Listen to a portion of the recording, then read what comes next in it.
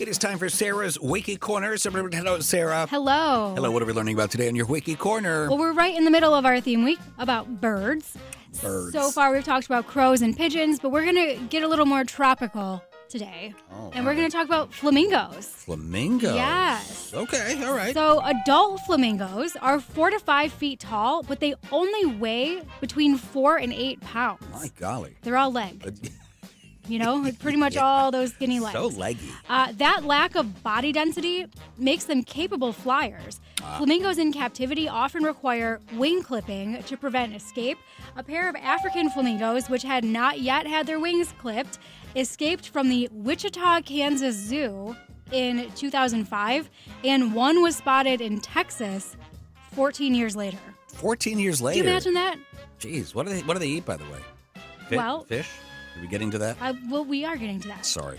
So flamingos are very social birds. They live in colonies whose population can number in the thousands. Whoa. These large colonies are believed to serve 3 purposes for the flamingos.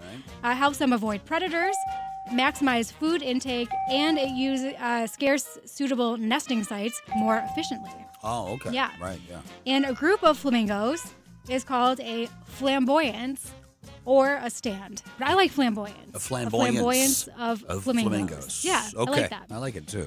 Flamingos tend to congregate in mudflats or lagoons where they can find shallow saltwater prey. They feed by stirring up the mud with their feet, and their bills are adapted to separate mud and silt from the food they eat and are uniquely used upside down. What's upside down? Their heads are upside down, and their beaks filter out the mud and the sand and everything else. You mean their heads are on their body upside down? Is that what you mean? Or they put their head upside down when they eat? What are you talking about? Well, what's upside down? Their heads are upside down in the water when they eat. Oh. Why would their heads be on their bodies upside down? Well, Does that make any sense to you? I didn't. That's why I was seeking clarification. Yeah. I didn't know they actually ate underwater. Yeah. They scoop it up and they eat it scoop it underwater. up. I don't know if they eat it underwater, but they scoop it up and all the mud and the silt and everything. The more questions I ask, the more confused I get. Okay. Well, Well, I got it. It's fine. All right. So the pink or reddish color of flamingos comes from the carotenoids in their diet of animal and plant plankton. American flamingos are a brighter red color because of the beta carotene availability in their food. Right. Yeah. Right. So flamingos usually stand on one leg with the other tucked beneath the body. The reason for this behavior is not fully understood. One theory is that standing on one leg allows the birds to conserve more body heat, given that they spend a significant amount of time in the cold water. An alternative theory is that standing on one leg is a way to save energy. Scientists note that flamingos are more stable for long periods of time on one leg than they are on two, because the ligaments and tendons in their legs can be locked in position, and that reduces any muscular effort to stay in one place. Would you look at that? Yeah. If you built a table like that, it wouldn't work. That's Just right. one skinny thing in the middle and then a big pink tabletop. It would teeter all over the place. That's right. While walking, a flamingo's legs may appear to bend backwards. They do. This appearance is due to the middle joint on their legs actually being their ankle, not their knee. So that's actually their ankle. Really? Yeah. Showing some ankle. Flamingos also have webbed feet that aid with swimming, and they may stamp their feet in the mud to stir up the food from the bottom. Question. So no knee then? If that's the ankle, there's no knee. I guess there is no knee. Straight to ankle, I guess. Ankle to hip. That's right. Got it. Marine biologists say that although flamingos are native to the tropical south of the U.S., hurricanes have been known to drive flocks of flamingos north, leading to rare sightings. In 2023, Hurricane Idalia blew in large numbers of flamingos across the eastern United States, with records from Florida, Georgia, North Carolina, South Carolina, Virginia, Kentucky, Tennessee, as far north as Ohio and Pennsylvania, and as far northwest as Wisconsin.